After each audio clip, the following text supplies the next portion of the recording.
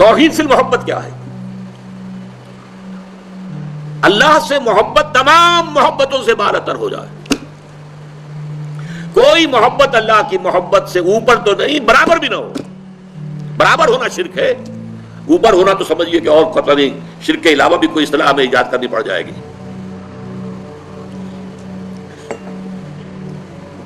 سورہ بقرہ میں فرمایا وَمِنَ النَّاسِ مَن يَتَّخِذُ مِن دُونِ اللَّهِ أَندَادًا يُحِبُّونَهُم كَحُبِّ اللَّهِ وَالَّذِينَ آمَنُوا أَشَدُّ حُبًّا لِلَّهِ.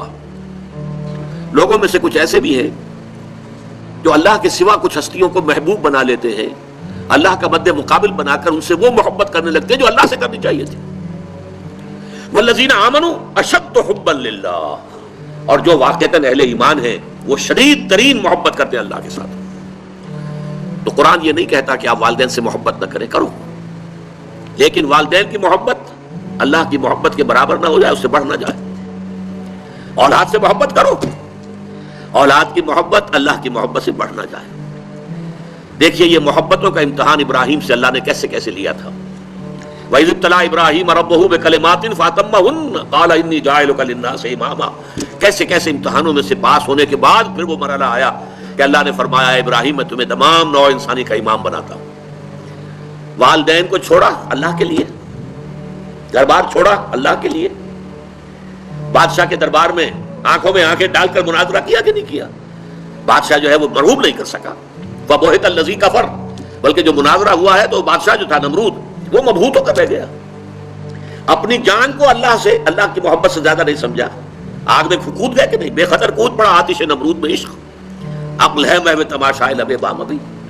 پھر اپنے ملک کی محبت پر اللہ کی محبت کو ترجیح دی، ملک چھوڑ دیا، ہجرت کی. آخری امتحان جو لیا ہے، آخری امتحان جس سے کڑا امتحان ہو نہیں سکتا. 100 برس کی عمر میں وہ 13 برس کا بیٹا جو دعائیں مانگ مانگ کر اللہ سے لیا تھا، اکلوتا بیٹا، حکم آیا ذبح کر دو اسے. یہ ہے سب سے بڑا امتحان.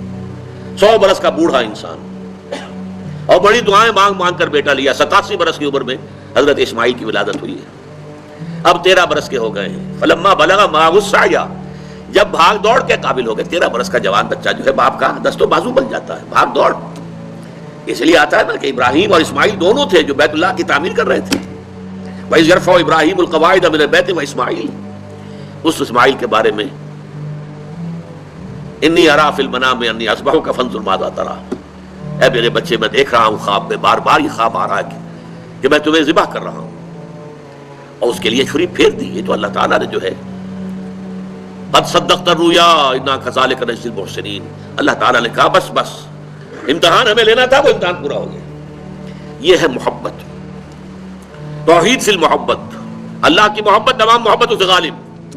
اور اگر کوئی ایک محبت بھی آ کر آپ کے دل کے سنگھاسن پر اللہ کی محبت کے ساتھ براجمان ہو گئی، بات ساتھ کہہ رہا ہوں، اوپر نہیں، ساتھ بیٹھ گئی آپ کے دل کے تخت پر، تو یہی شرک فی المحبت ہے. اب دیکھیے یہ تو میں نے انڈیویجول لیول پر آپ سے بات کی. اب آئیے اجتماعی سطح پر، بلکہ اسی ضمن میں ایک آیت اور سن لیجئے. اللہ کی محبت کے ساتھ جڑی ہوئی محبت ہے اللہ کے رسول کی محبت، اور پھر تیسری محبت ہے اللہ کی راہ میں جہاد کی محبت. اب توحید فی المحبت کے لیے سورہ توبہ کی آیت نمبر 24 جو ہے وہ لرزا دینے والی بھی ہے اور بہت جامع بھی ہے. قل ان کان آباؤکم وابناؤکم واخوانکم وازواجکم وعشیرتکم واموال اقترفتموها وتجارۃ تخشون کسادها ومساکن ترضونها احب الیکم من اللہ ورسولہ وجہاد فی سبیلہ فتربصوا حتی یاتی اللہ بامرہ واللہ لا یہدی القوم الفاسقین.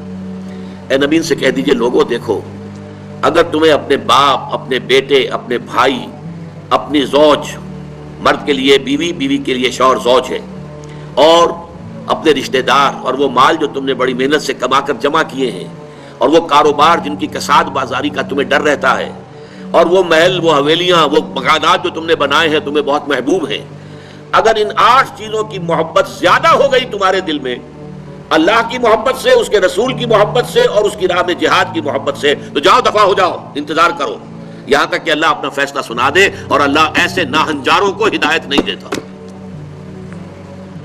8 محبتیں ایک پرڑے میں ڈال لیجئے، باپ کی محبت، بیٹے کی محبت، بھائی کی محبت، بیوی کی محبت، رشتہ داروں کی محبت۔ 5 مال کی 3 شکلیں، جائیداد، کاروبار اور کوئی نقد، 3 یہ شکلیں، 3 جمع 5 8، اور 3 محبتیں دوسرے پلڑے میں ڈالی، اللہ کی محبت، رسول کی محبت اور جہاد کی محبت۔ اب اگر یہ پلڑا بھاری ہے 8 والا تو جاؤ دفع ہو جاؤ، تمہارا اللہ سے کیا سروکار۔ اللہ ایسے ناہنجاروں کو ہدایت نہیں دیتا۔ سب سے پہلے یہ طے کر لو کہ ان 3 محبتوں کا پلڑا نیچے ہونا چاہیے، بھاری ہونا چاہیے ان 8 کے مقابلے میں۔ یہ ہے توحید فی المحبت اور یہ ہے شرک فی المحبت۔ لیکن اب اس کو لائیے ذرا اونچے سطح پر، وہ جو میں نے کہا انسانی معاشرہ، ریاست، اس ریاست کے لیے، معاشرے کے لیے بھی کوئی ایسی شے موجود ہونی چاہیے کہ جو اس میں رہنے والے یا اس میں شامل سب لوگوں کی محبوب شے بن جائے۔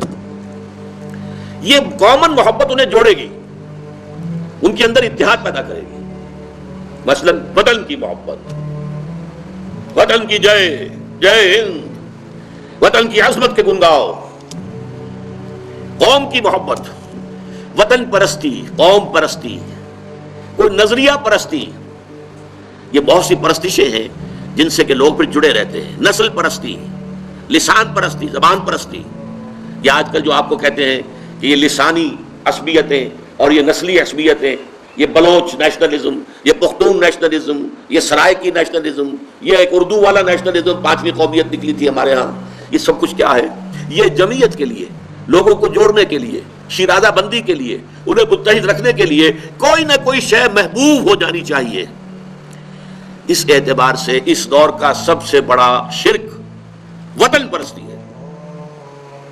لیکن پھر دیکھیے، میں بات آپ سے عرض کر رہا ہوں، علماء کرام اس کو نہیں پہچان پائے، اس کو پہچانا ہے تو علامہ اقبال نے پہچانا ہے۔ اس دور میں اور ہے، جام اور ہے، جم اور، ساقی نے بنا کی روش لطف و ستم اور، تہذیب کے آزر نے ترشوائے صنم اور، مسلم نے بھی تعمیر کیا اپنا حرم اور، ان تازہ خداؤں میں بڑا سب سے وطن ہے، جو پیرہن اس کا ہے وہ مذہب کا کفن ہے۔ نظارہ دیرینہ زمانے کو دکھا دے، اے مصطفی خاک میں اس بت کو ملا دے۔ یہ وطن پرستی شرک، اس دور کا سب سے بڑا شرک۔ نیشنلزم جو ہے وہ لوگوں کو جمع کرنے والی شے ہے۔ ہماری قوم، ریشیل نیشنلزم بھی ہوتا ہے، نسلی قومیت، اور آج کل نیشنلزم جو ہے وہ علاقائی ہوتا ہے، ٹیریٹوریل نیشنلزم۔ ایک ملک میں رہنے والے جو ہے اس کو سب ایک قوم ہے اور اپنے ملک سے محبت سب سے اوپر کر دے۔ یہ ہے در حقیقت علامہ اقبال نے جس کو کہا کہ وطن ایک تو ہے وطن سے محبت ہونا، وہ ٹھیک ہے، حب الوطن من الایمان حدیث ہے۔ گفتار نبوت میں وطن اور ہی کچھ ہے، اور گفتار سیاست میں وطن اور ہی کچھ ہے۔ وطن جب آتا ہے ایک پولیٹیکل کانسیپٹ کی حیثیت سے، وہ معبود بنتا ہے۔ اس معبود کی ایک نماز ہے، آپ کھڑے ہو جاتے ہیں، ترانہ پڑھا جا رہا ہے اور آپ کھڑے ہیں، جھکے ہوئے، سر جھکا کر کھڑے ہیں۔ یہ قنوت جو ہے یہ کس کے لیے ہو رہا ہے؟ وطن کے دیوتا کے لیے ہو رہا ہے۔ وطن کے دیوتا کا ایک اور ہے سلامی، جھنڈے کو سلامی دی جا رہی ہے۔ جھنڈا وہ علامت ہے آپ کے وطن کی۔ آپ کے علم میں ہوگا، میں اس ترانے کے پڑھے جانے کے وقت کھڑا نہیں ہوتا، اور اس سے بڑی کنٹروورسیز بھی ہوئی ہیں، مجھے بڑی تلخ باتیں بھی سننی پڑی ہیں، لیکن میں یہ سمجھتا ہوں کہ در حقیقت یہ وطن کی نماز ہے، وطن کی حمد ہو رہی ہے، وطن کے اور ترانے گائے جا رہے ہیں۔ در حقیقت یہ اجتماعی سطح پر پولیٹیکل سائنس کے اعتبار سے آج وطن جو ہے وہ جو ہے ایک معبود کی شکل اختیار کر گیا ہے۔